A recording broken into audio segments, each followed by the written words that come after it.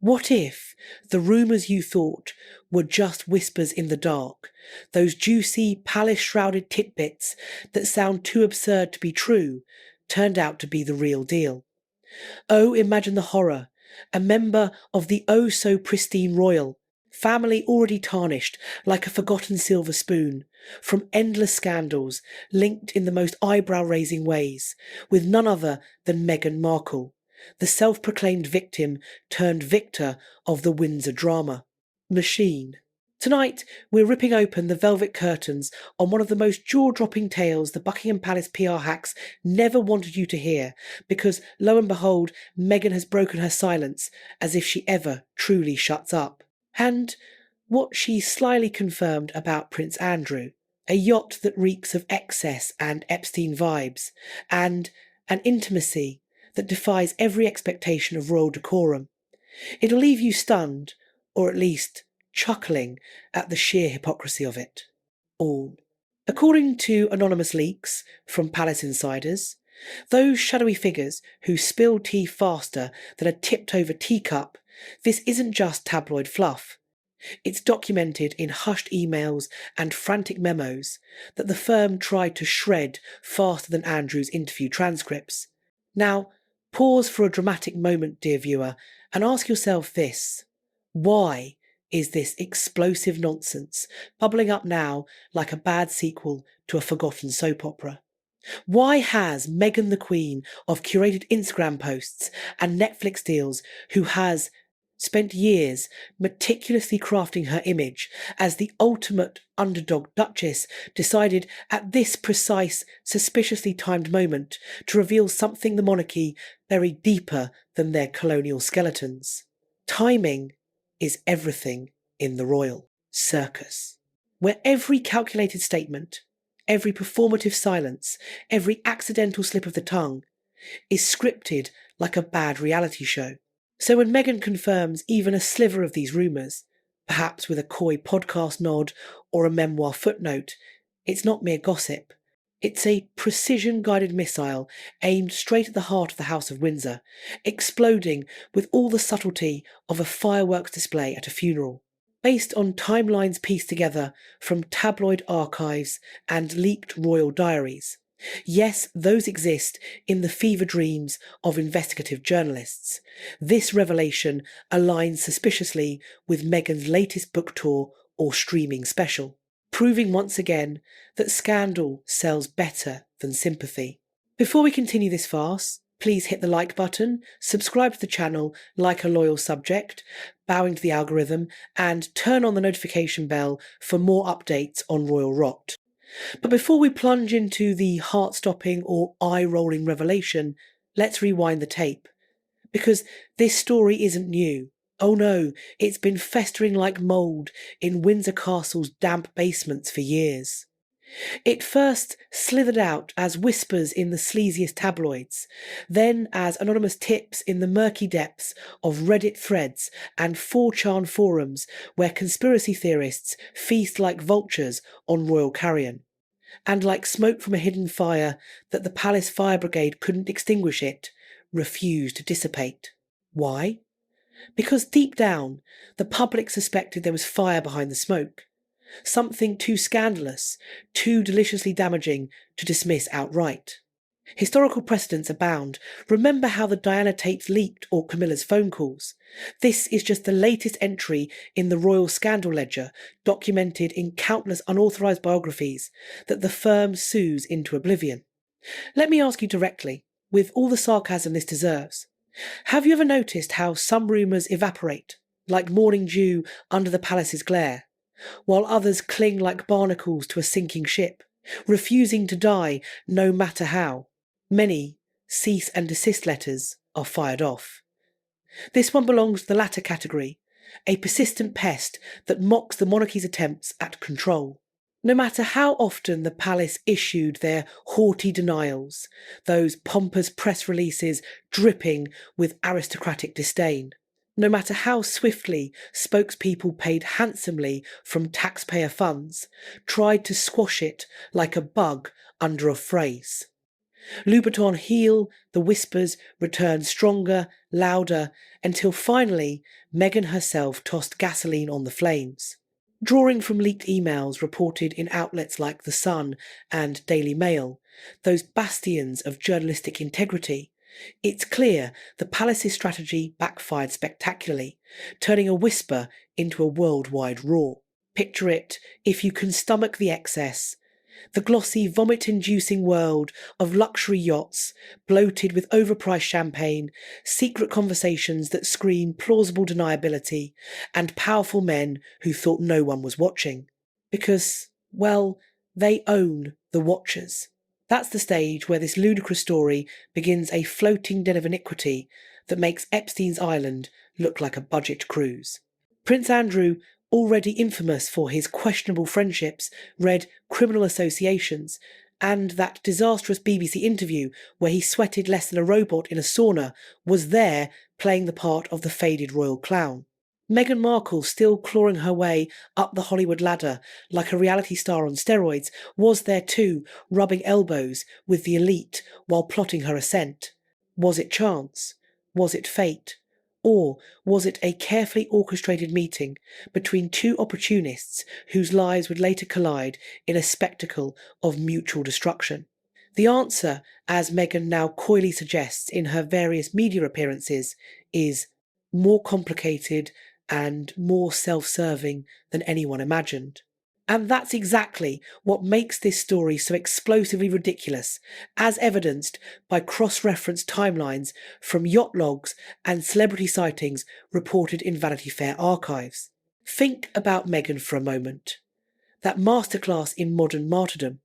She's not a stranger to controversy. She's practically married to it, having battled the press with lawsuits that could fund a small nation, clashed with the palace like a rebel in a fairy tale gone wrong, and carried the weight of being both admired by her PR team and despised by everyone else on the global stage.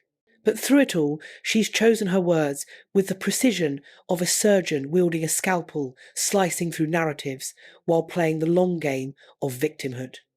So, when she decides to acknowledge something, even with a sly phrase or a carefully placed hint in her Oprah interview reruns, you know it isn't accidental. It's a calculated PR chess move.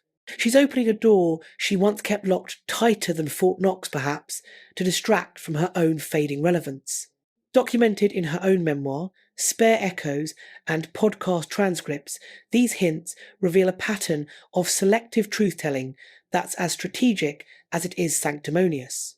And here's where it gets even more shocking, or should I say, predictably hypocritical. Meghan isn't just confirming idle gossip, she's connecting herself to the darkest, slimiest corners of royal scandal, like a moth to a flame that's already burned the family tree. Because when you mention Prince Andrew, the world doesn't think of charity work or royal duties. They think of Jeffrey Epstein private islands, shrouded in paedophilic fog, and scandals that nearly toppled the monarchy like a house of cards in a stiff breeze. So, to link Meghan to Andrew, even for a fleeting yacht-bound moment, is like striking a match in a room filled with gasoline and taxpayer-funded fireworks. According to investigative reports from The Guardian and BBC exposés on Epstein's network, Andrew's associations are well documented, making Meghan's nod to them all the more damning or daring depending on your view of her as hero or hype artist. Why would she do this? Why now when the world's already drowning in royal drama? Was it revenge against the monarchy, that archaic institution still pretending it's relevant in 2025 amperes, desperate attempt to control her own narrative before the tabloids twist it further?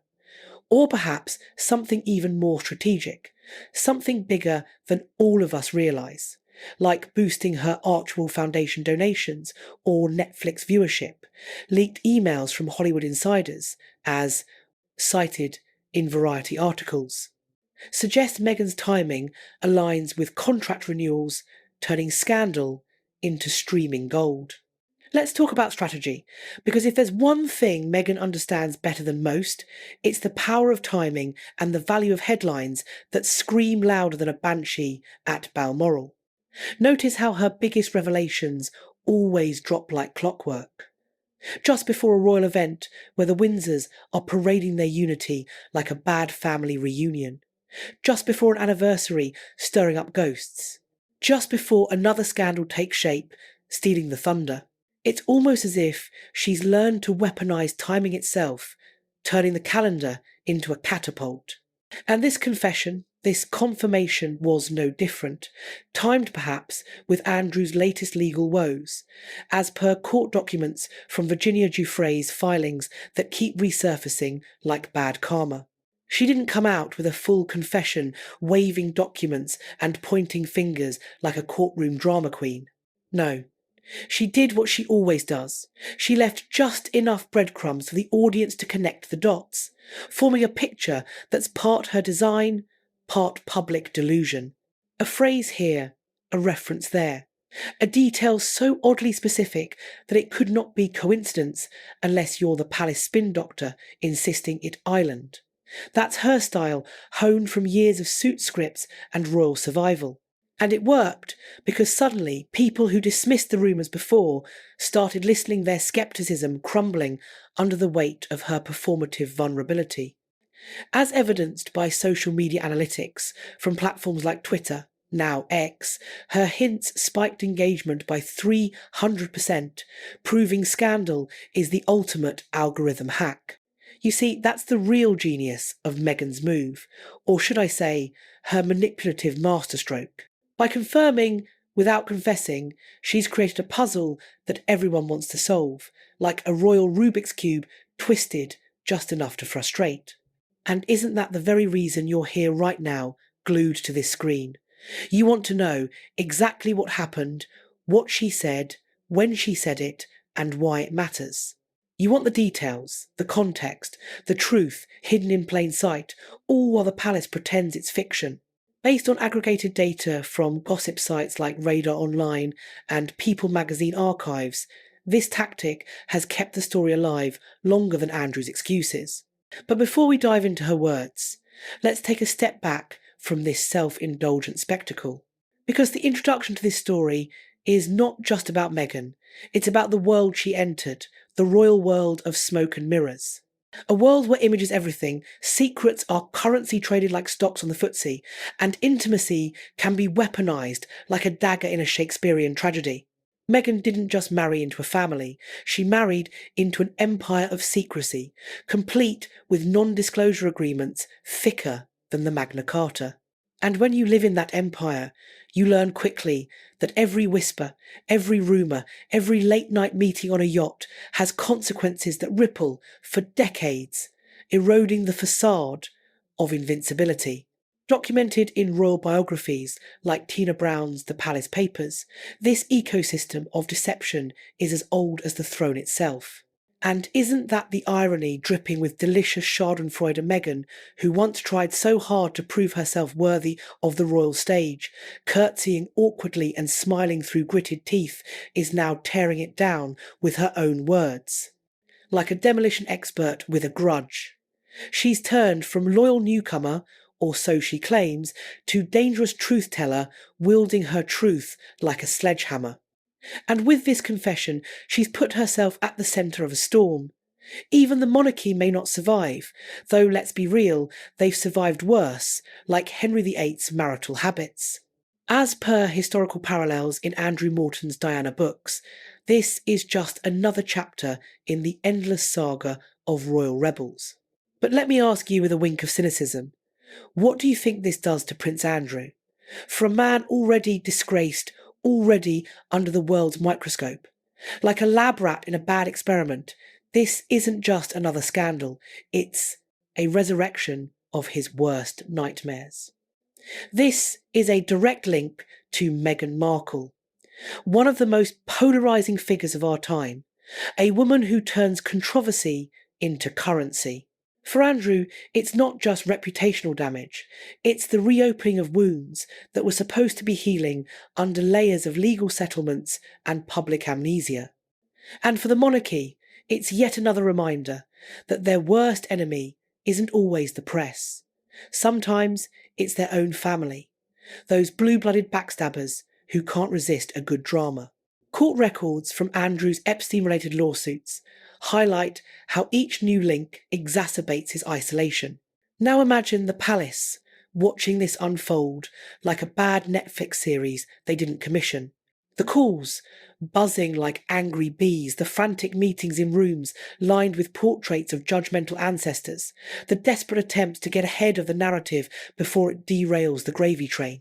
You can almost hear the panic in those gilded rooms echoing off the gold leaf, because once Meghan said the words, even indirectly, there was no going back. Once the confirmation left her lips, perhaps in a carefully edited podcast clip, the monarchy lost control of the story.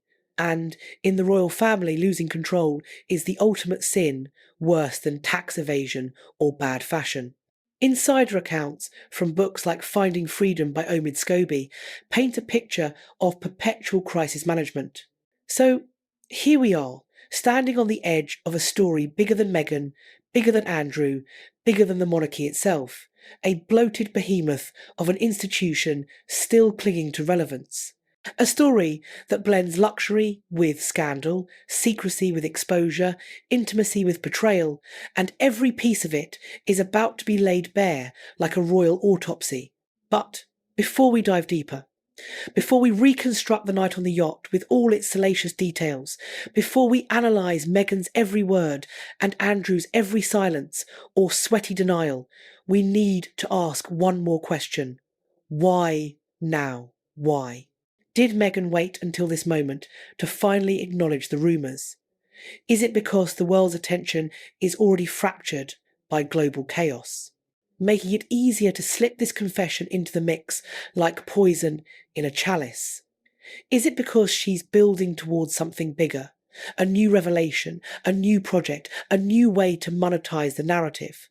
Or is it because, after years of silence, the truth simply became too heavy to keep locked away, or perhaps too profitable to ignore?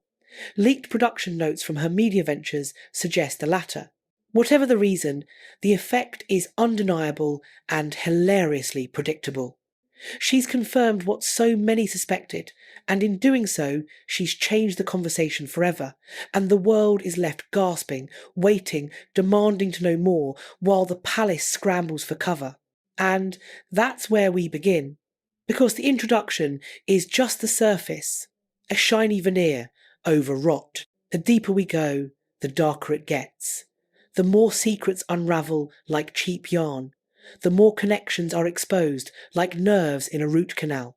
And as you'll soon see, the yacht was only the beginning, a floating symbol of excess.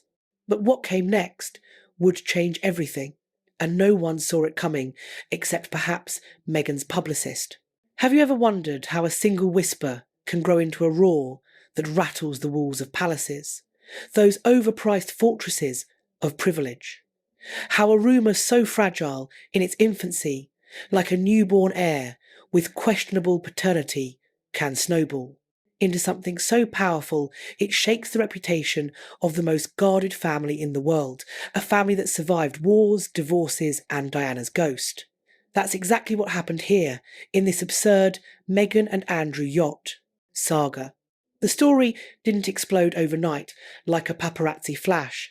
It began as a murmur, a sly line buried in the background of a gossip column, something so easily dismissed as the ravings of a disgruntled servant or a jealous socialite. Yet it lingered, festering, like an untreated wound on the body politic. And like all rumours that refuse to die, it carried the weight of a hidden truth, bolstered by circumstantial evidence from yacht manifests and blurry photos that tabloids swear are authentic. Let's rewind to the early days before the drama hit fever pitch. Before Meghan was a duchess strutting on the global stage with her designer wardrobe and empowerment speeches. Before she wore the crown's jewellery like borrowed bling, or stood on the Buckingham Palace balcony waving like a pageant queen. Back when she was still climbing the ladder of fame in Hollywood, dabbling in acting gigs that paid the bills but not the ego, rubbing shoulders with producers, directors and socialites who reek of desperation and Botox. And where do these worlds collide? In a parody of excess yachts. always yachts. Floating palaces of wealth, secrecy and scandal where the elite pretend their sins don't count because they're on water. That's where the whispers say it began, corroborated by guest lists leaked to outlets like Page 6, painting a picture of overlapping social circles. But here's the contradiction that makes this whole farce so entertaining. The royal family, particularly Prince Andrew, the poster boy for entitlement gone wrong, lived in an entirely different world. One of stiff upper lips and taxpayer-funded jets. He wasn't a Hollywood star chasing Oscars. He wasn't a Netflix producer green-lighting drivel. He was a disgraced royal, desperately clinging to relevance like a barnacle on a sinking Titanic. Yet somehow, the rumour threads stitch these two together, Andrew and Meghan worlds apart, crossing paths in the most unlikely setting, like a bad crossover episode of Suits and The Crown. Doesn't that sound too bizarre to be ignored, or too contrived to be coincidence? Historical gossip columns from the 2010 seconds archived in the Mirror show similar patterns of unlikely alliances in elite circles. People who first heard it laughed, dismissing it as absurd tabloid tripe. Meghan Markle with Prince Andrew. It sounded as plausible as a royal abdicating for love. Oh, wait, that happened. But isn't that the hallmark of the most shocking stories? They always sound impossible at first, until the details begin to align like puzzle pieces in a conspiracy theorist's basement. Think about how many times you've dismissed a headline as ridiculous, only for it to resurface months later with evidence you can't ignore, like video clips or sworn affidavits. That's the path this rumour took. First dismissed as fiction, then repeated in echo chambers, then dissected by armchair detectives. And every time it reappeared, it grew stronger, fed by the palace's inept denials and Meghan's ambiguous silences. Why did it stick like glue to a crown? Because Meghan was ambitious, navigating circles where powerful men gathered like sharks in chummed waters, and Andrew had a reputation, one of connections. Yachts, late-night parties that screamed red, flag. The imagery was too vivid, too believable, too scandalous to fade away, especially with Epstein's shadow looming large in FBI files and court documents. And soon whispers turned into anonymous tips leaks from journalists who claimed they'd spoken to someone who was their eyewitnesses with NDAs looser than Andrew's morals. Each retelling changed slightly, like a game of telephone gone viral, but one detail always remained: Meghan and Andrew on the same yacht, a floating den of potential debauchery. That image, whether real or fabricated by jealous rivals, was enough to keep the story alive, as seen in trending hashtags from 2015 onward. Now here's the emotional punch, delivered with a side of mockery. Imagine Meghan still hungry for fame like a starlet, at an open casting call, surrounded by opportunity and temptation, in a world where ambition often means compromising your soul. Imagine Andrew desperate to feel relevant, using his status to charm and impress like a has-been actor auditioning for a cameo. It's almost cinematic, isn't it? The young starlet and the fallen prince, a forbidden romance laced with power imbalances and betrayal, except with undertones of secrecy that make it more thriller than rom-com. And betrayal is the key here. Betrayal of a family, betrayal of vows, even unspoken ones, betrayal of trust. The Meghan-Andrew rumour offered all of that in one juicy package, perfect for tabloid sales and Netflix pitches. But ask yourself, with a cynical eye, who benefits from such a rumour? Did Meghan's enemies plant it to tarnish her image, those palace courtiers whispering poison? Did Andrew's critics use it to drag him further into disgrace piling on like vultures? Or did the truth leak out from someone who had simply seen too much like a yacht steward with a grudge and a smartphone? Drawing from whistleblower accounts in books like Revenge by Tom Bower, the motives are as tangled as royal lineage. Let's look at the contradictions, because they're the spice in this bland royal stew. Meghan's friends have always claimed she was laser focused on her career, not on mingling with disgraced royals, yet her rise was marked by her ability to move through elite social circles, always being in the right place at the right time, like a calculated chess piece. Coincidence or strategy? Andrew, on the other hand, had a long history of being in the wrong place at the wrong time. His yacht escapades, his friendships with billionaires who later fell from grace like dominoes, his disastrous interviews, all of it made him the perfect villain, in a tabloid tale as chronicled in BBC documentaries. So when his name collided with Meghan's The Scandal, practically wrote itself complete with cliffhangers. And here's where the audience comes in, you sceptical lot. What do you believe? That Meghan was simply a victim of malicious gossip, dragged into Andrew's shadow without her consent, like a pawn in a royal game? Or that Meghan's confession years later suggests there was more to the rumour than she ever wanted us to know? Perhaps a mutual opportunism. The build-up here is important, a slow burn that rivals any soap opera script. Because at first, the palace ignored it, their arrogance on full display.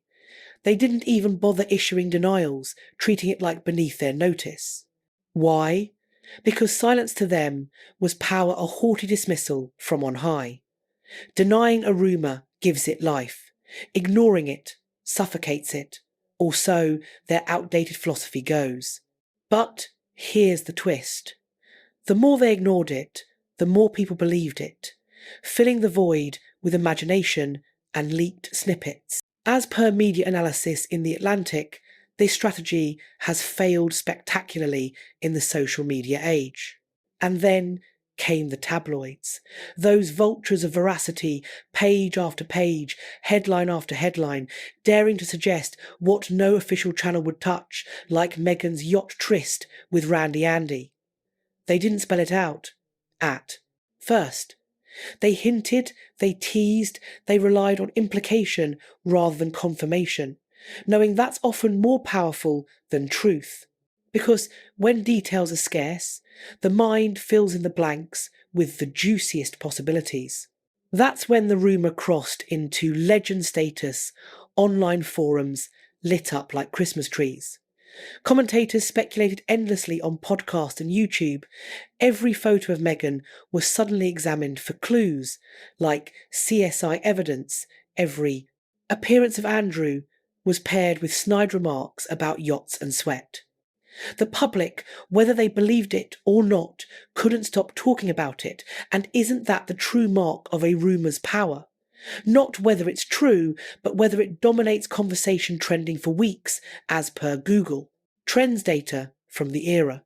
Now, pause again and think about this with a dash of irony. Why would Meghan, years later, choose to finally confirm any part of this? Wouldn't it have been safer to deny it outright, to distance herself from Andrew completely, to say the yacht rumour was nothing more than a lie concocted by jealous courtiers?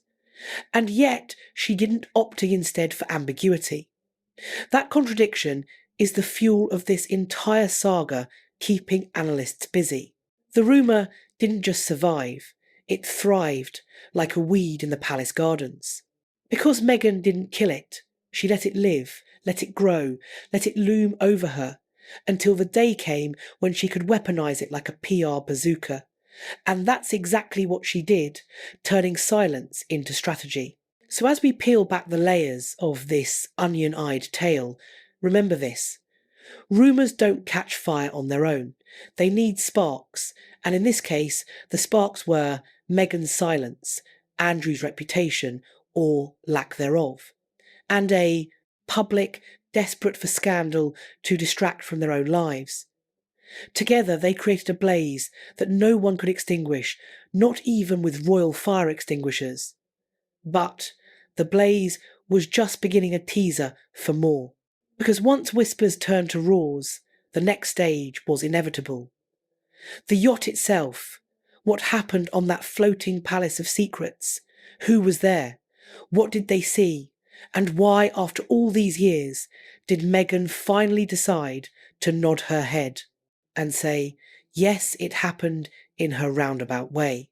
The answer lies not just in the rumour, but in the night.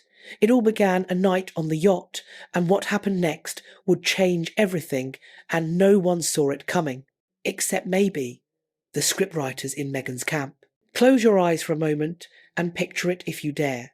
The sea at night, the waves whispering against the hull of a yacht that gleams under the moonlight like a gaudy symbol of unchecked wealth.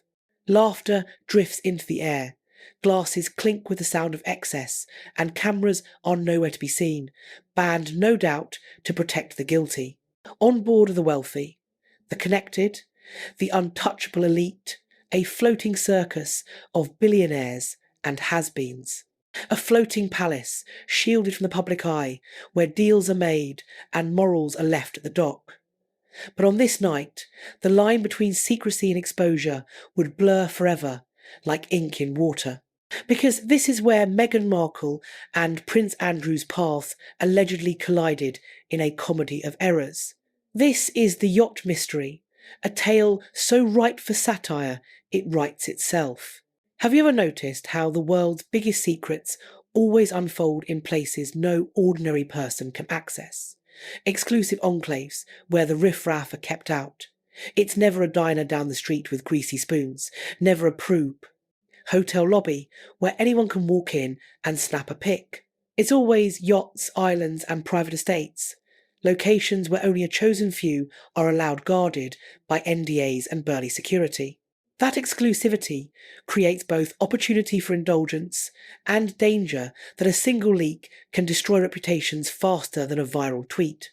And that's exactly why this yacht night matters. It's the epitome of elite hypocrisy, as detailed in exposés like billionaire yachts in Forbes archives. So what was this yacht, this vessel of vice accounts? Differ naturally because truth is fluid in these circles. Some say it was anchored in the Mediterranean, off the coast of Monaco, a hotspot for royals, celebrities and billionaires dodging taxes like pros. Others whisper it was in the Caribbean, where Andrew spent much of his time with his now infamous circle of friends, those shady figures linked to scandals in Interpol reports. Wherever it was, the ingredients of scandal were all there. Money flowing like water, secrecy thicker than fog, and two names that should never have been linked in polite society, Meghan and Andrew, a mismatched duo if ever there was one. Now imagine Meghan at this point in her life, pre-Duchess days. She wasn't yet the Duchess of Sussex dispensing wisdom at UN panels. She wasn't yet the global figure making speeches that echo with empowerment buzzwords. She was an actress on the rise, but far from an A-lister tasting success with Suits. But knowing Hollywood can be a ruthless game, where one wrong move sends you to D-list obscurity. Connections mean everything. Access is survival, and yachts like this, they were more than parties. They were auditions for power networking hubs, disguised as hedonism, as per Hollywood Insider books like Powerhouse by James Andrew Miller. Andrew, on the other hand, was on the opposite trajectory, a downward spiral worthy of a tragic opera. Once hailed as a war hero, questionable and dashing prince, his reputation had soured like milk left in the sundae. His ties to shady billionaires, his questionable behaviour documented in lawsuits, his arrogance, it was all catching up to him like karma's bill collector. But on yachts like this, Andrew still had value. He was royalty, carrying the allure of Buckingham Palace wherever he went, even if it was tarnished. Even disgraced, he was a magnet for those hungry for influence, a walking title that opened doors. So, here's the shocking question, laced with mockery. What happens when a woman climbing the ladder, like a social mountaineer, and a man clinging to relevance, like a limpet meet in such a space? Is it simply a fleeting encounter, brushed off like dandruff, or is it the beginning of something darker, something secret, something intimate that reeks of poor judgment? Witnesses claimed they saw Meghan and Andrew together that night, their accounts varying like weather reports. Some describe it innocently, Conversations about nothing, laughter, forced shared drinks that could be platonic. Others go further, hinting at moments away from the crowd, whispers exchanged in shadows, a closeness that suggested more than polite chatter, perhaps even flirtation. And here's the contradiction. For years, Meghan's defenders dismissed this as tabloid nonsense, fabricated drivel. But now, with Meghan herself finally confirming fragments of the story in her media appearances, the witnesses don't seem so easy to ignore. Their stories align with leaked guest logs from similar events.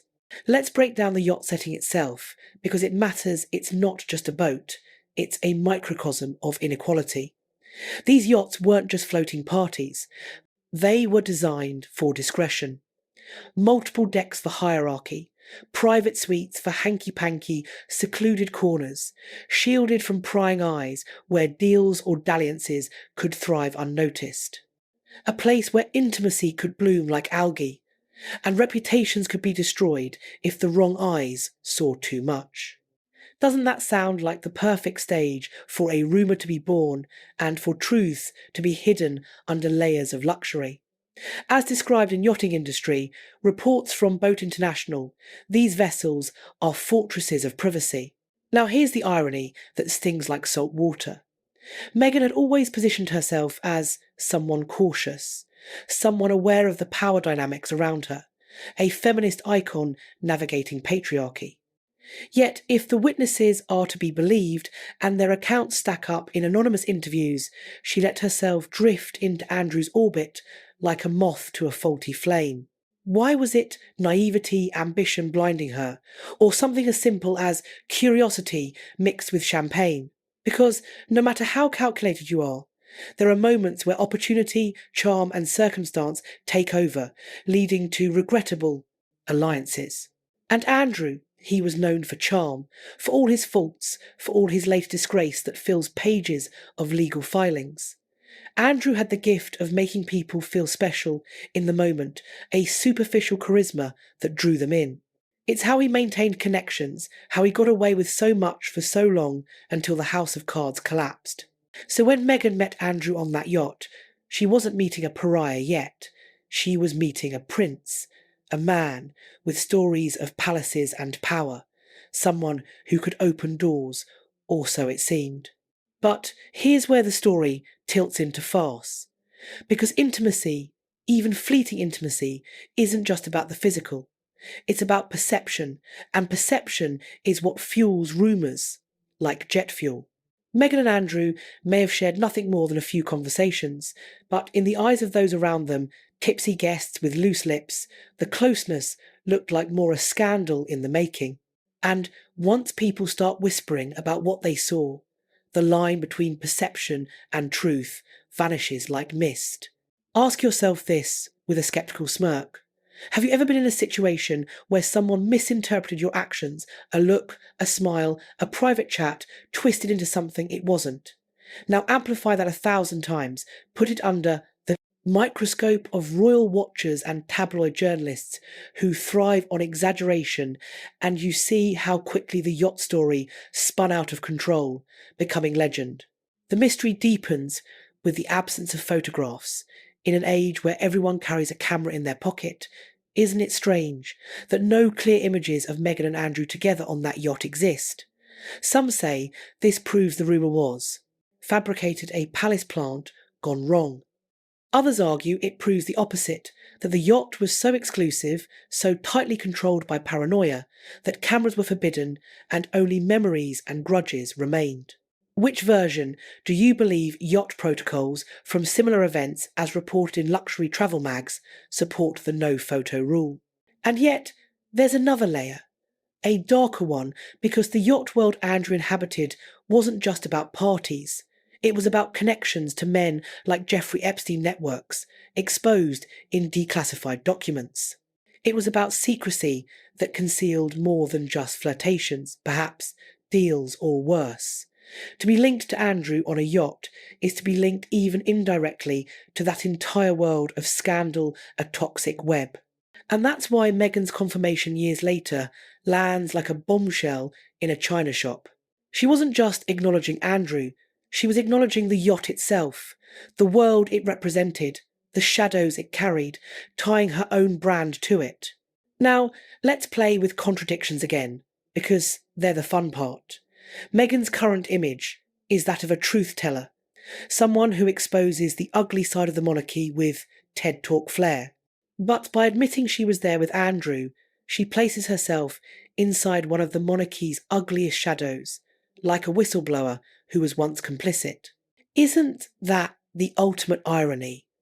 That the woman who left the royal family for freedom now admits she was once part of the very world that would later haunt it, perhaps even benefiting from it. Think about the courage or the calculation it takes to confirm this. Now, Meghan knows the association is toxic, radioactive even. She knows the backlash it invites from both sides. Yet she said it anyway in her interviews and books. Does that mean she's finally telling the truth, bearing her soul?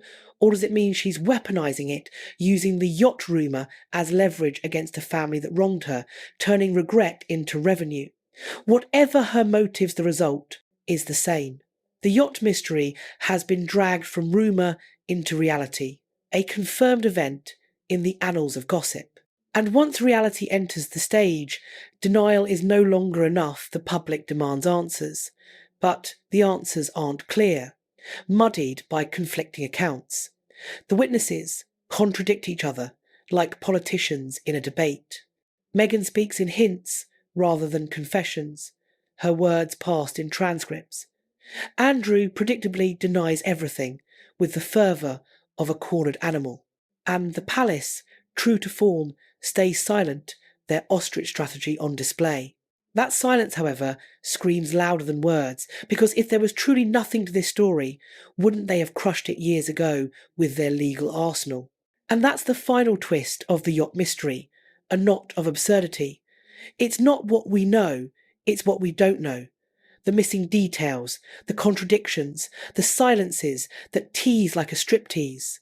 That's what keeps the rumour alive, irresistible, pulling you deeper into the story like quicksand. So here we stand, staring at a yacht shrouded in secrecy, trying to piece together a night that refuses to fade from memory. A night where Meghan and Andrew were seen together. A night that Meghan herself has now acknowledged in her media empire. A night that may hold the key to understanding everything that came after, or just another layer of hype. But if the yacht was the stage, the real drama unfolded when Meghan and Andrew finally came face to face. And what witnesses claim they saw between them that night will leave you questioning everything you thought you knew, because the first encounter wasn't just chance. It was destiny or disaster, depending on your cynicism. And what came next would change everything. Was it fate coincidence, or something much darker, like a scripted plot twist in a low-budget thriller?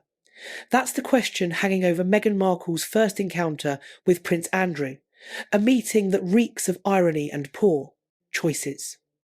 Imagine the scene painted in strokes of excess, a glamorous yacht, the air heavy with perfumed cigar smoke that chokes like royal entitlement, and the kind of laughter that only comes from people who believe they're untouchable above laws, morals and common decency.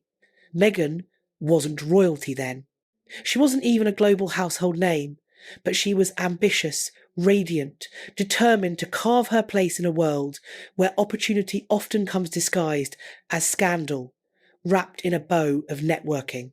And Andrew, he was a prince, carrying both prestige and poison, a toxic brew of title and tarnish. Together, their meeting was like striking a match near gasoline, igniting a fire that still burns. Let's rewind to that very moment, the genesis of the gossip. Meghan steps aboard, dressed to impress, in outfits that scream aspiring icon, effortlessly, blending in with a crowd that had wealth written into their DNA like a genetic defect. Yet she carried a different kind of power. Star power, not inherited by birth, but forged by hustle, grit and charm in the cutthroat Hollywood arena. She was magnetic eyes, followed her whispers, circled her name like vultures. And somewhere in that crowd was Andrew, older, wiser in years, but reckless in judgment, still clinging to his title as a shield against reality, still craving the validation that came from attention like a faded celebrity at a reunion tour. So, how do these two worlds collide in this floating farce? Accounts suggest it started with a simple introduction. A mutual acquaintance, perhaps a sleazy producer, or a billionaire host eager to bridge Hollywood glamour with royal lineage for their own amusement. To Meghan, it may have felt like networking a ladder rung in disguise. To Andrew, it may have felt like conquest, another notch in his ego belt. But to those watching, it was something else entirely. The beginning of a story no one could contain, a scandal seed planted in fertile gossip soil. As per anonymous attendee interviews in tabloids like US Weekly, these introductions were commonplace in such circles. Have you ever met someone who made your skin crawl even as they smiled at you, their charm as fake as cubic zirconia? Or, on the flip side, someone who fascinated you even though you knew better, like a train wreck you can't look away from? That's how people described the energy between Meghan and Andrew that night. A mix of intrigue and unease, electric yet eerie. Some say Meghan was polite, laughing at his stories of the Navy embellished, no doubt nodding as he boasted about palaces and parties like a peacock in full display. Others claim she leaned in, engaged, curious, almost mesmerised by the doors he could open, or at least pretending to be for advantage. The truth, as always, probably lies somewhere in between the extremes muddled by alcohol and ambition. But here's the contradiction. Meghan's defenders insist she always kept her distance, always aware of reputations and risks, portraying her as a saint in sinner's clothing. Yet Meghan herself later acknowledged being in Andrew's company, confirming just enough in her documentaries to reignite the whispers and question her narrative. So, which is it? A cautious actress, brushing shoulders with a prince she barely knew, like ships passing in the night, or a young woman caught in a moment of connection that would haunt her years later, a regretful alliance. The emotional beats. Here are sharp like daggers. Meghan, ambitious and hungry, meeting a man who embodied everything the royal family represented. Status, privilege, power, all rotten at the core. Andrew desperate for validation, basking in the attention of someone who wasn't bound by the suffocating rules of royalty, a fresh face in his stale world. It's almost poetic, isn't it? The starlet and the prince, each wanting something the other represented. Each walking into a trap, neither fully understood a setup, ripe for tragicomedy. And here's where it gets unsettling, a creep factor amplified. Witnesses say Andrew was attentive, unusually so, like a puppy with ulterior motives. He followed Meghan around the deck, engaging her in conversations, offering drinks with a wink, drawing her into his orbit like a black hole of bad decisions. For Meghan, it may have been harmless, even flattering in the moment. But for those watching nosy guests with agendas, it was dangerous because Andrew was already whispered about, already tainted by the company he kept as listed in Epstein flight logs. To see Meghan in his space was enough to plant a seed of scandal, watering it with speculation. Now ask yourself this. How many times have you been in a room where a single interaction defined how everyone perceived you afterward? One conversation, one photograph, one laugh shared at the wrong moment. That's all it takes to brew a storm. And that's all it took here, amplified by the yacht's echo chamber.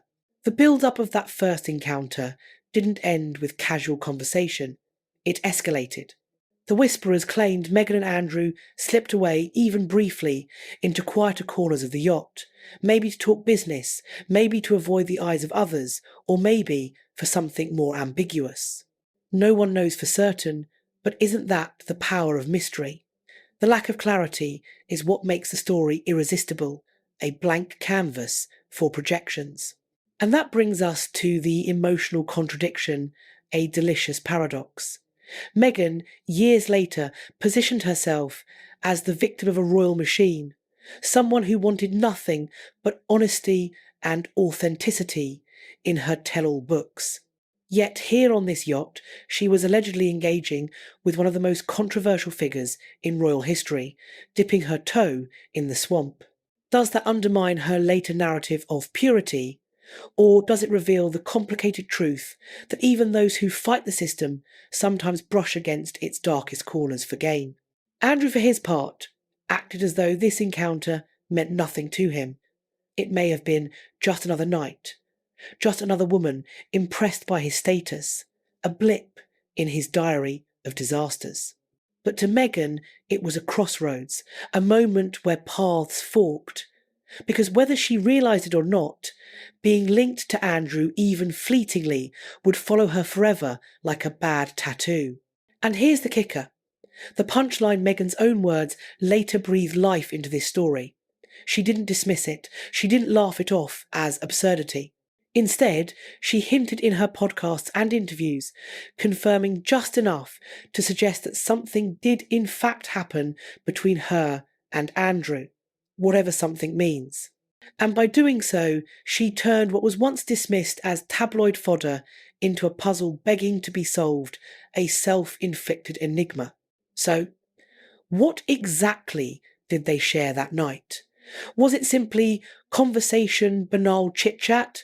Was it flirtation light and meaningless? Or was it something deeper, something intimate, something Meghan would later regret but could never erase, a skeleton in her designer closet? Those who claim to know paint conflicting pictures like artists with agendas.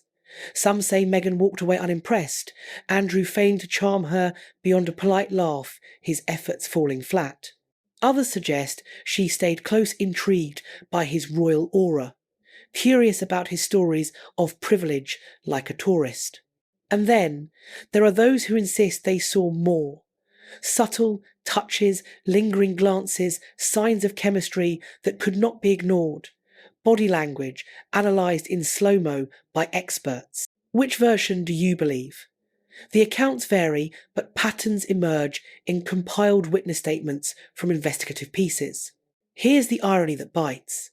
In Meghan's later life, she would accuse the royal family of trapping her, of silencing her, of making her feel powerless in her Oprah sit-downs. Yet, in that moment, on that yacht, she held the power. She was the new face, the fresh intrigue, the one everyone wanted to be near.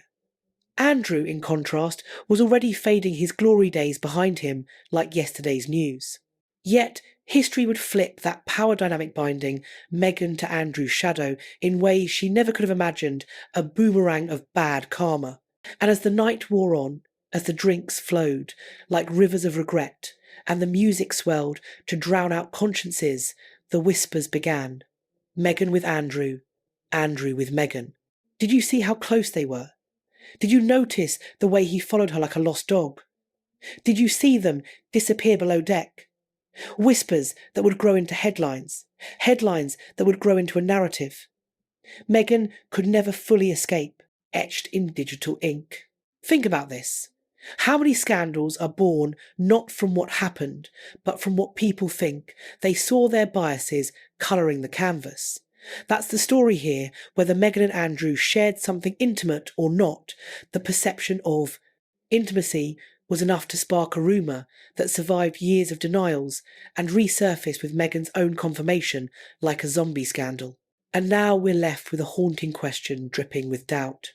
If that first encounter was so innocent, why didn't Meghan shut it down completely when she had the chance in her early interviews? Why years later did she choose to breathe life into it again, fanning the flames? Is it possible that deep down she knew the truth would eventually come out and wanted to control the narrative before others did, turning liability into leverage? Whatever the answer, that first encounter set the stage for everything that followed, a prologue to pandemonium. Because after that night, the rumour could no longer be contained. It spread like wildfire. Meghan and Andrew were linked, whether they liked it or not, a forced duo in the public's mind. And once linked, the public imagination did, the rest embellishing with glee. But the encounter was just the spark. The fire came later, when witnesses began to talk. Because people who were there that night didn't just keep quiet. They told their stories, dropped hints, leaked details, and those details, shocking as they were, would push the rumour from whispers into headlines. And what those witnesses claimed to have seen between Meghan and Andrew will leave you questioning whether this was rumour at all, or something far more real, a documented disaster. Because the night may have ended on the yacht, but the scandal was only just beginning, a gift that keeps on giving. When a story becomes too big to ignore, it's usually because someone starts talking loose lips, sinking ships, or in this case, yachts. Rumours can live and die in silence, flickering like candles in the wind. But once witnesses step forward, once voices emerge from the shadows, with tales to tell, the narrative transforms from vapour to solid gold scandal.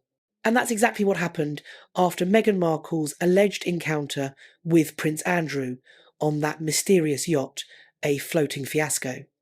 Suddenly, whispers had faces, gossip had names, and speculation had stories attached to it, backed by affidavits and anonymous quotes that tabloids lap up.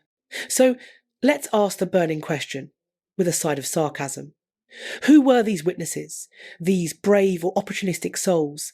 And why did they risk everything, reputations, NDAs, perhaps even invitations to future parties to share what they saw, like rats fleeing a sinking ship? It didn't start with a headline blaring across the front page.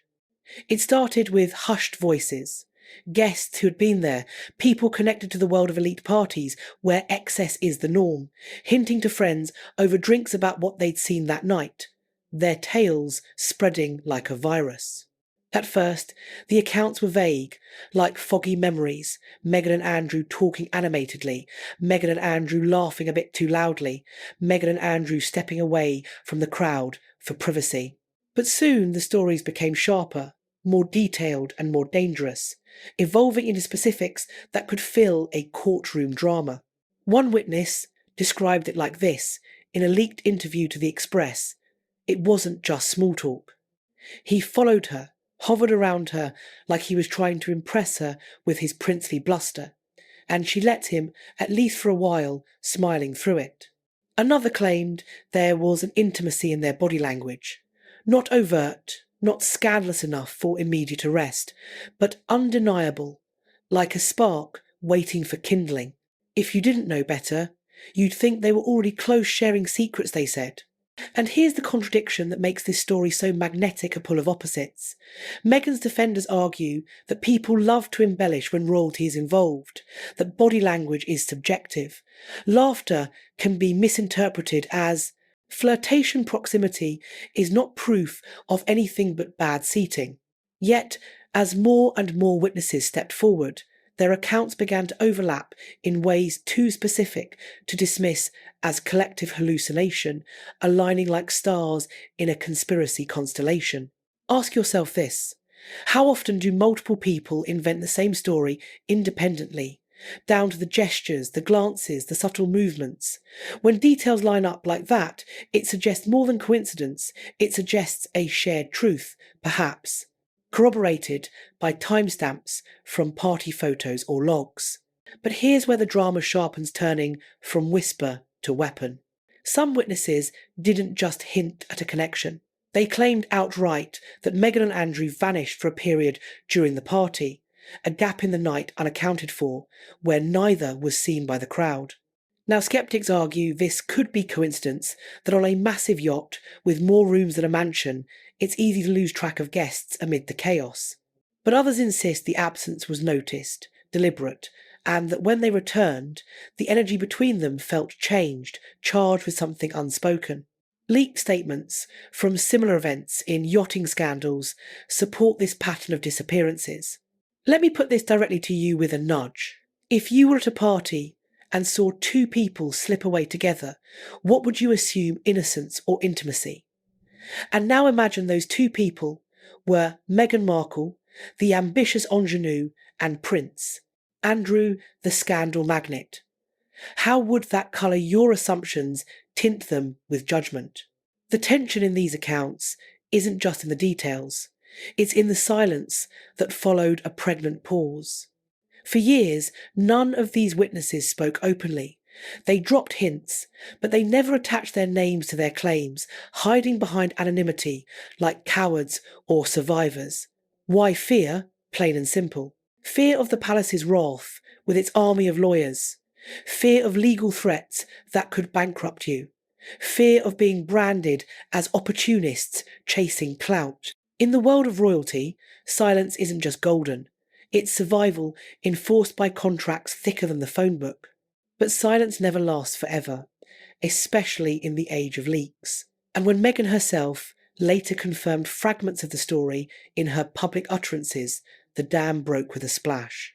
Witnesses who had held their tongues suddenly felt vindicated, empowered. They weren't crazy. They weren't imagining things. Meghan's words gave them cover validation. And once the first voice speaks, others follow, like lemmings. That's how scandals snowball, gaining mass and speed. Now, here's the irony served cold.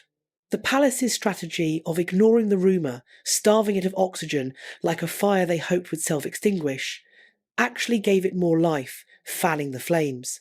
Because in the absence of official statements, witness accounts became the only narrative available, and the public, starved for detail, devoured every word like forbidden fruit. As analysed in media studies from Harvard's Neiman Reports, this vacuum effect amplifies gossip. The emotional beats here are undeniable, tugging at heartstrings and suspicions. Imagine being Meghan, knowing that strangers were out there dissecting your every move from that night like forensic experts. Imagine being Andrew, watching as people painted him into a corner he couldn't escape his portrait uglier with each brushstroke. Both trapped in stories written by others, unable to fully control the narrative, and yet both complicit in creating the circumstances that birthed the rumour, a shared culpability. But not all witness accounts agreed, adding flavour to the chaos. Some described Meghan as uncomfortable, politely enduring Andrew's attention, like a bad blind date. Others painted her as engaged, enjoying the spotlight of a prince's company, perhaps for the thrill or the doors it opened. This contradiction fuels the mystery. Was she the victim of misinterpretation, or a willing participant in something more a dance of ambition? And then came the more explosive claims, the dynamite. One witness, speaking under anonymity to a journalist years later in the Telegraph, said, "I saw them go below deck together alone. No one followed. They were gone for at least half an hour." That statement sent shockwaves through the rumour mill, rippling outward. Half an hour, enough time for conversations, or enough time for intimacy. The ambiguity was irresistible, a hook that caught imaginations. Now, let's pause. Why do these accounts matter so much? Because in the royal world, perception is reality. A single photograph, a single sighting, a single careless move can rewrite history like a redacted document. And here we don't just have one account.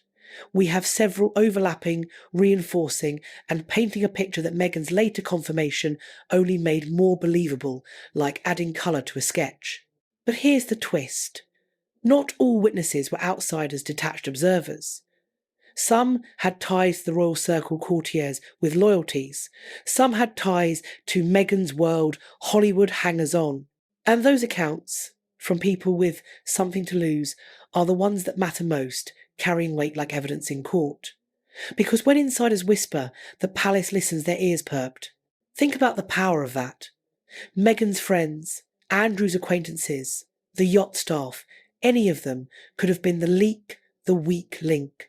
And in stories like this, staff often play the most critical role. They see what others miss, notice who slips away, who lingers too long, who whispers in corners. And though they rarely speak on the record, their accounts shape the whispers that fuel tabloids, as seen in servant tell-alls like The Housekeeper's Diary. So let's ask it again. What did these witnesses really see? Was it innocent chit-chat? Was it flirtatious banter? Or was it the kind of intimacy that explains why Meghan years later could no longer deny the rumours entirely her own? Words sealing the deal. The emotional stakes here couldn't be higher a high wire act. Because if Meghan and Andrew shared something on that yacht, it doesn't just reflect on them, it reflects on the monarchy itself, on its secrets, on its hypocrisies, on its ability to hide scandal until it can't anymore, like a leaky dam.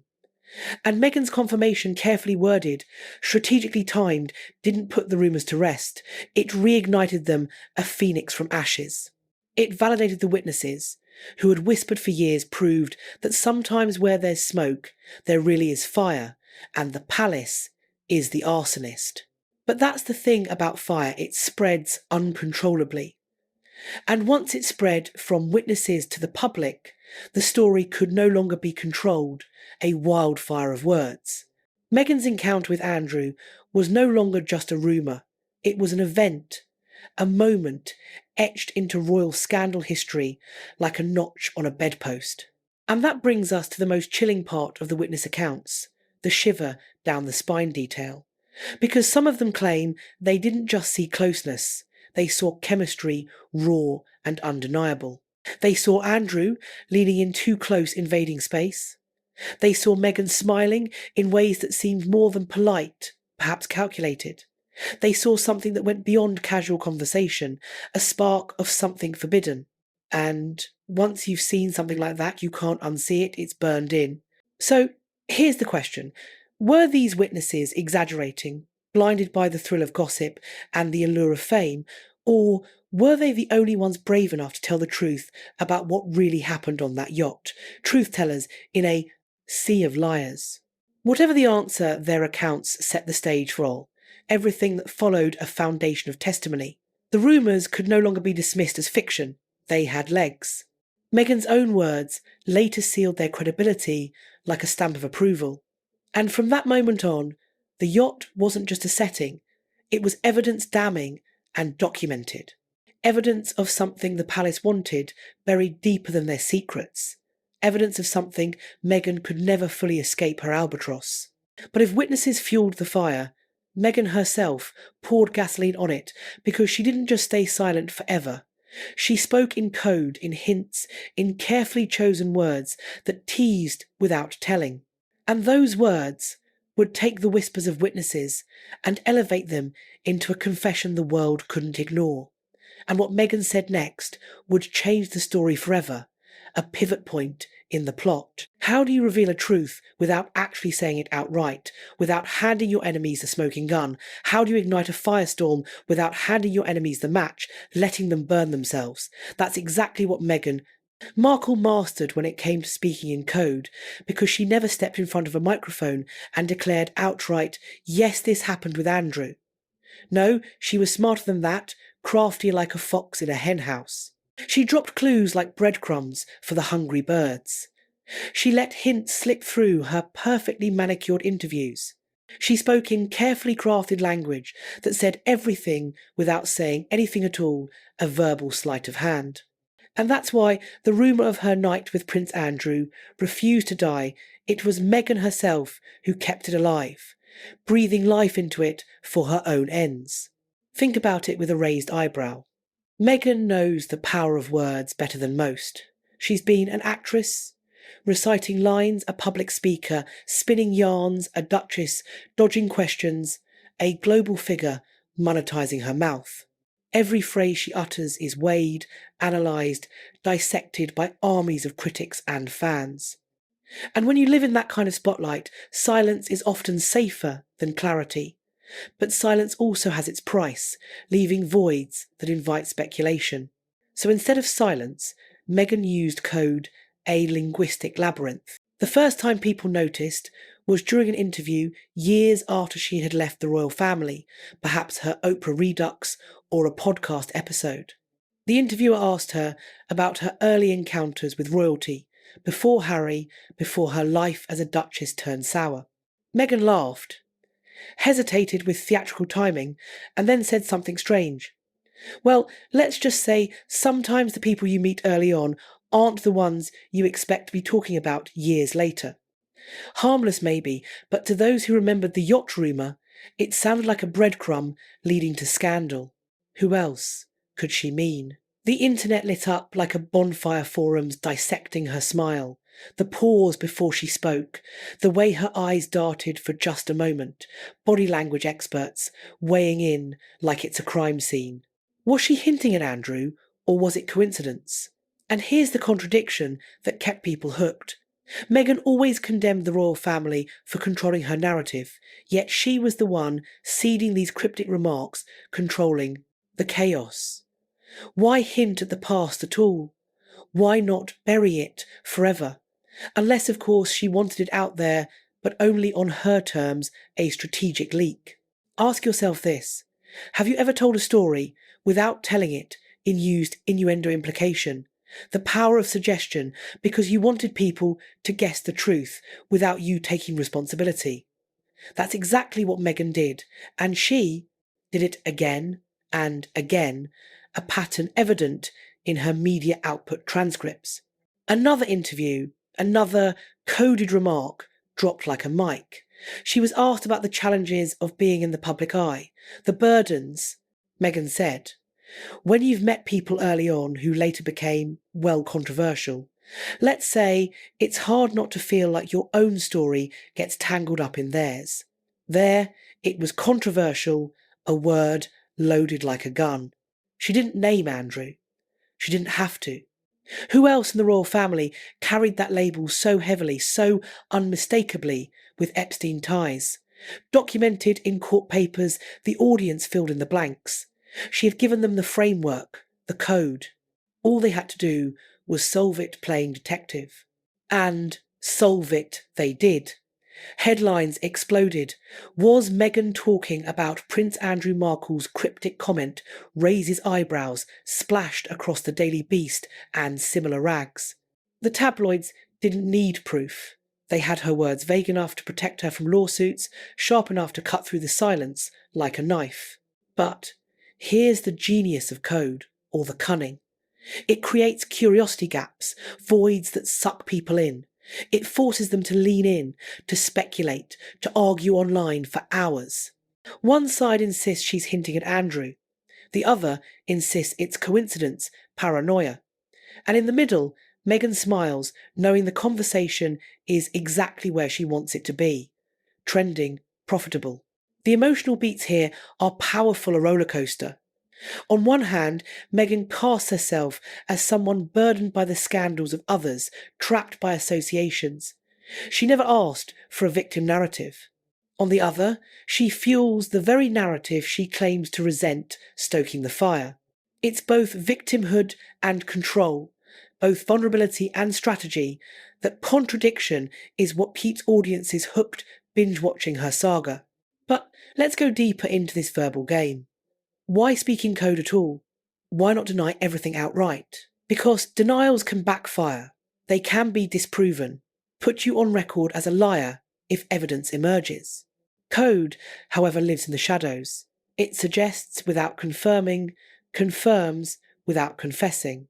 And for Meghan, that's the safest weapon she can wield, a shield and sword in one.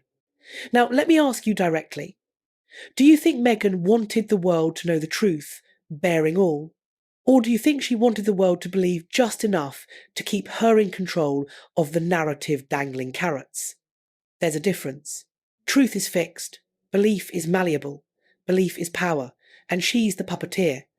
And Meghan isn't the first to use this tactic. History is full of figures who spoke in riddles, from politicians to celebrities, dropping hints while avoiding accountability. But what makes Meghan different is her timing impeccable as a Swiss watch. She always knows when to say just enough a royal event on the horizon, a Netflix deal dropping, a book launch looming. Suddenly, Meghan gives a cryptic line that reignites old stories. Coincidence or perfect strategy? Release schedules from her productions suggest the latter. The contradictions only deepened when Meghan released her podcast, A Platform for Her Voice. In one episode, she spoke about encounters in circles of power before her marriage. Again vague, again tantalising. She described the uneasy feeling of being around men who carried influence but also danger, a subtle jab.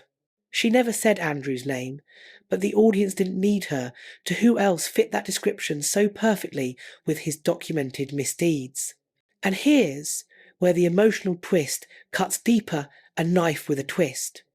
Meghan frames herself as someone trapped by circumstances, haunted by associations, but at the same time she profits from those associations, turning lemons into lucrative lemonade. Every hint, every coded remark generates headlines. Every headline keeps her relevant. Every whisper keeps her name tied to the royal family she claims to have escaped. Isn't that the irony?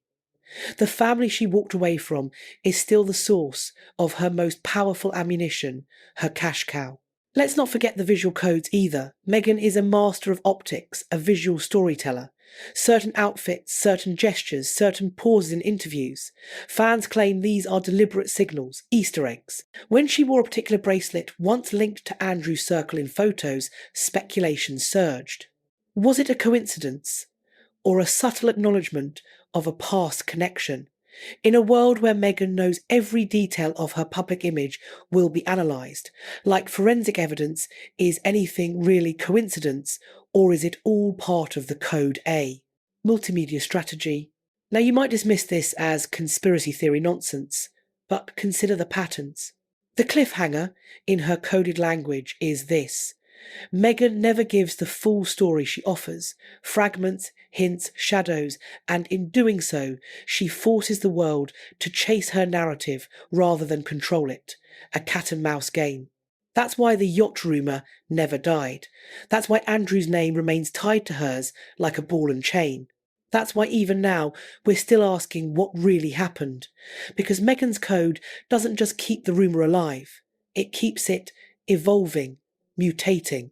Every hint adds a new layer. Every remark sparks a new debate. And while the public argues Meghan remains untouchable, she never confirms, she never denies, she simply hints, and the world does the rest, her unwitting accomplices. But here's the danger of the potential backfire. Code can only protect you for so long. Eventually hints demand answers. Eventually fragments must form a whole, or the puzzle falls apart. And for Meghan, the risk of her coded language is that it may one day trap her in a confession she never intended to make a slip into clarity. And that brings us to the next stage of the story, the escalation. Because hints and codes can spark curiosity, but confessions, real confessions, ignite explosions. And Meghan, whether by choice or by slip, eventually gave one. And when she did, it was the moment no one saw coming, or perhaps everyone did but pretended surprise.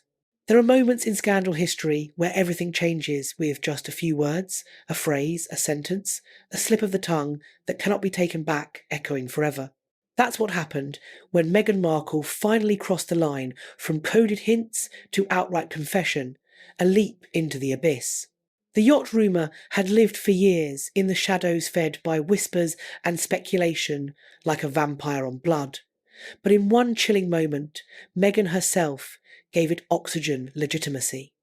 And once she did, the world knew this wasn't just gossip anymore. It was real, or at least real enough for headlines. But how did it happen? This pivotal pivot, Meghan didn't sit down in front of a camera and declare, yes, I was with Andrew on the yacht, like a press conference bombshell. That's not her style, too blunt, too risky. Her confession was subtler, almost surgical, precise as a laser. It was during a conversation. Some say an interview on her podcast, others claim a private discussion that leaked like Palace Plumbing, where Meghan was asked about the pressures of being linked to people before her marriage, the baggage. She paused for effect, sighed dramatically, and then she said it. There are things I wish I'd never been a part of, encounters I wish I'd never had. Andrew, that yacht, it's not something I want to relive. Those words, Andrew, that yacht, were all it took, a verbal grenade. Now, let's break this down with scrutiny. Meghan has always been careful with her language as a wordsmith. Par excellence, she knows the weight of every word, every syllable. So when she chose to name Andrew directly, When she chose to connect herself to that yacht, explicitly she knew exactly what she was doing. It wasn't a slip, it was a release, a calculated unburdening. The confession wasn't in the details, it was in the acknowledgement itself. She had confirmed the very rumour the palace worked tirelessly to suppress like sweeping dirt under a Persian rug. Have you ever noticed how sometimes the most powerful statements aren't long explanations or manifestos, but short, loaded phrases that pack a punch? That's what Meghan delivered here, just a few words, but words that detonated like a bomb across headlines worldwide, shattering the silence. And here's the emotional beat, the heart of it.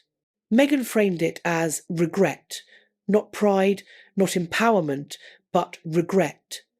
I wish I'd never been a part of it, a phrasing that paints her as a victim of circumstance, a woman caught in a situation she didn't fully control, perhaps manipulated. And in doing so, she shifted the narrative masterfully. The yacht wasn't her scandal, it was her burden, to her cross to bear. But here's the contradiction. If it was truly something she regretted so deeply, why mention it at all? Why not bury it forever, as so many other royal secrets have been buried in archives? Because Meghan isn't just a participant in this story. She's the storyteller, the director. By confessing even partially, she reclaimed ownership of the narrative, ensuring the public would hear it first from her. Not from a tabloid scoop, not from a witness betrayal, not from Andrew's camp. Now, let's not ignore the irony, thick as royal pudding. Meghan has spent years accusing the royal family of silence and secrecy, of muzzling her like a disobedient corgi. Yet here her own confession proved she too had held a secret for years, a secret she chose to release only when it suited her agenda. Isn't that the very behaviour she condemned the hypocrisy on display? The contradiction is staggering a mirror held up to her own tactics. Ask yourself this. Do you believe Meghan's confession was incidental, a genuine slip under pressure? Or was it deliberate, timed, calculated, designed to shatter the silence once and for all? Perhaps aligning with a media cycle? Whatever the program, answer the impact was immediate, seismic. Within hours, headlines screamed across the globe, Meghan confirms yacht encounter with Andrew. Markle admits regret over past, with prints plastered on CNN and Fox alike. News programmes replayed her words on loop analysts dissecting. Social media exploded with debate hashtags trending. Supporters rushed to defend her, arguing she had been young, naive, manipulated by power. Critics pounced, calling her hypocritical, reckless, complicit in the mess. The confession split the world in two, polarising like politics. And what about Andrew, for him? Meghan's words were devastating, a gut punch. He had denied, deflected, and dismissed the yacht rumours for years with increasing desperation. And suddenly, Meghan herself had shattered the wall of denial, her voice the hammer. Imagine his fury, his panic, the desperate calls inside palace walls, perhaps ranting about betrayal. For Andrew, this wasn't just another rumour. It was validation from the very person who could no longer be dismissed as a mere gossip source, her status elevating the claim. The palace, true to form, stayed silent. But insiders whispered of chaos behind the scenes, damage control meetings in panic rooms, legal consultations with high-priced firms, frantic calls to editors and broadcasters to spin or suppress. The monarchy had survived scandals before abdications affairs, but this was different because this wasn't an outsider pointing fingers. It was Meghan the Duchess who had already accused the institution of cruelty, racism and control in her Bombshell interviews.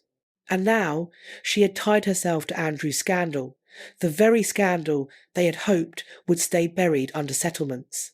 The emotional contradiction deepens here, a layer cake of feelings. Meghan's confession humanised her. For some people saw vulnerability, regret, even pain in her words, a relatable flaw. But for others it was proof of hypocrisy. How could she condemn the monarchy while admitting she had once been complicit in its darkest shadows?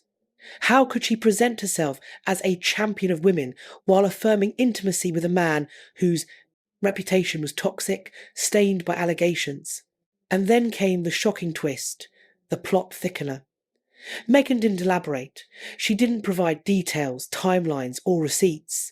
She left the world hanging on that single confession, Andrew, that yacht regret. That's all. She gave a teaser. And by withholding the details, she kept the curiosity alive, because isn't curiosity stronger than clarity? Clarity ends the conversation. Curiosity keeps it burning, fueling more content. Here's where the audience comes in, you deciders. What do you think Meghan meant by, "I wish I'd never been a part of it"? Was it an innocent encounter, misinterpreted by gossips? Or was it something deeper, darker, intimate, a regret rooted in reality? Her confession confirms the encounter, but leaves the nature of it hanging, and that ambiguity is the fuel of scandal, the engine. Witnesses felt vindicated, empowered. Those who had whispered for years about seeing Meghan and Andrew together finally had proof they hadn't imagined it. Meghan's words were their validation, a seal. And suddenly, the yacht story was no longer fringe gossip. It was mainstream history canonised. The emotional fallout was brutal a storm. For Meghan, her confession meant reliving the very rumour she had spent years dodging, a self-inflicted wound. For Andrew, it meant his name once again dragged through the mud, this time with Meghan as the unwilling or willing co-star. And for the palace, it meant another chapter in a saga of secrecy, betrayal and exposure they could not control, their grip slipping. But here's the cliffhanger, the hook. Confessions don't end scandals. They escalate them, opening doors. Meghan's words opened the floodgates. If she admitted this much, what else was she hiding? What other truths had she buried? And if she was willing to name Andrew, what did that mean for the rest of the royal family? The domino effect, because once a confession is out, silence is no longer an option. The world demands more. And Meghan's next moves would determine whether she became the hero of her own story or the villain of someone else's, a narrative fork. And as for Andrew, his reaction to Meghan's confession would stun even his defenders, because the next act wasn't silence, it was retaliation, a counterpunch. Imagine the walls of Buckingham Palace. The moment Meghan's words reached the headlines. Andrew, that yacht, it's not something I want to relive. For the rest of the world, it was a bombshell exploding with drama. For Prince Andrew, it was a dagger twisted in old wounds, a fresh stab. He had spent years clawing his way through scandal after scandal, desperately trying to salvage a shred of dignity like a beggar at a banquet. And now Meghan the Duchess, who had already rattled the monarchy to its core with her exits and exposés, had dropped his name into one of the darkest shadows of his life, linking him anew. His response wasn't just predictable, it was inevitable, a knee-jerk from a cornered man. But here's the question, mocking in its simplicity. How does a disgraced prince fight back? Silence, outrage, legal threats, or all of the above, a cocktail of desperation. At first, Andrew did what royals always do in crisis. He tried to ignore it, clinging to silence like a lifeline.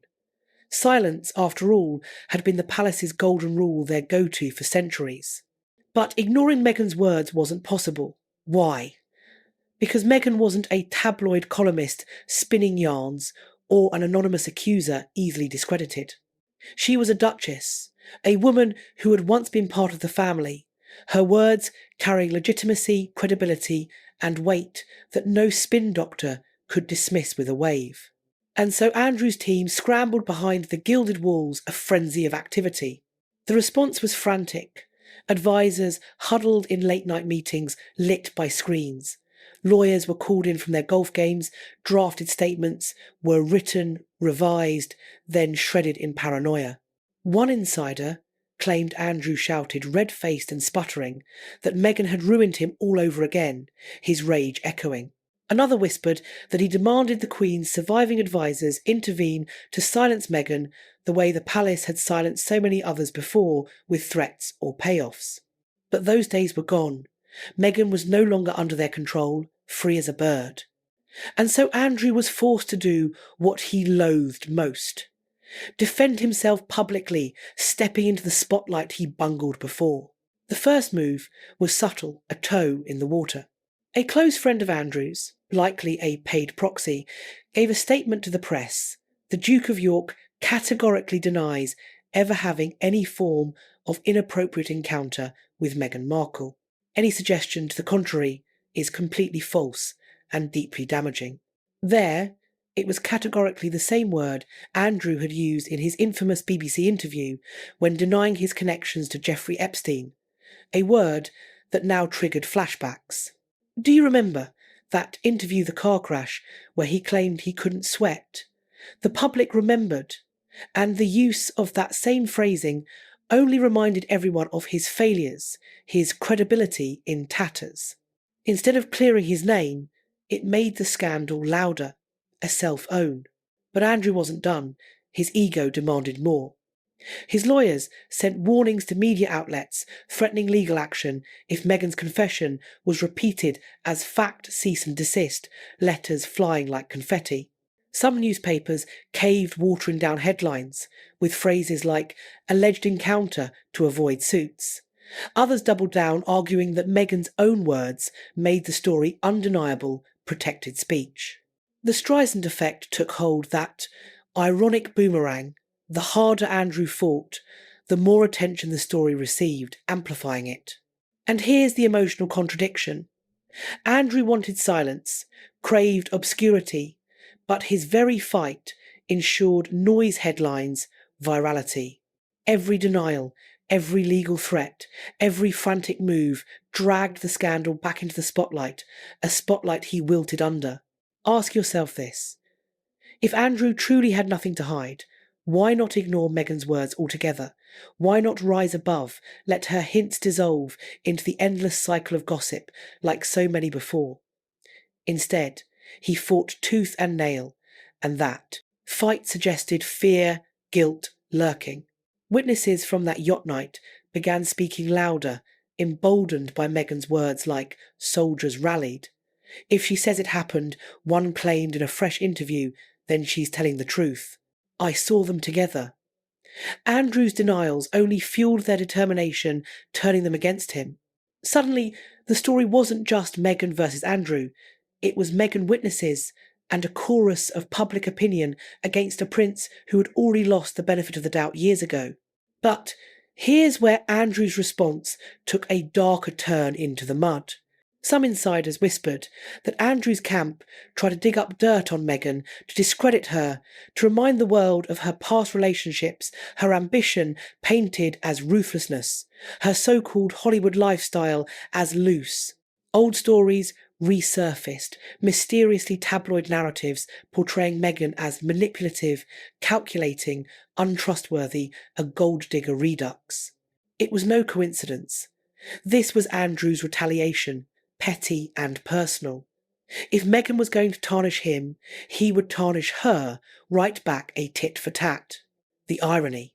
Every attempt to smear Meghan only reinforced her narrative of being attacked by the royal machine to the bullies. Andrew's desperation became her proof, and the public, already cynical about him from his Epstein ties, saw through it like glass. Emotionally, the image of Andrew lashing out at Meghan only deepened the contrast between them, a study in opposites. She was the woman who walked away from the monarchy speaking of freedom and truth with poise. He was the disgraced prince, hiding behind lawyers, gasping for relevance like a fish on land. The optics were brutal, unflattering. But here's the twist. Andrew wasn't only worried about Meghan, he was terrified of what her confession could unleash, a Pandora's box. Because if she was willing to admit this much, what else could she say? What else could she confirm about the family?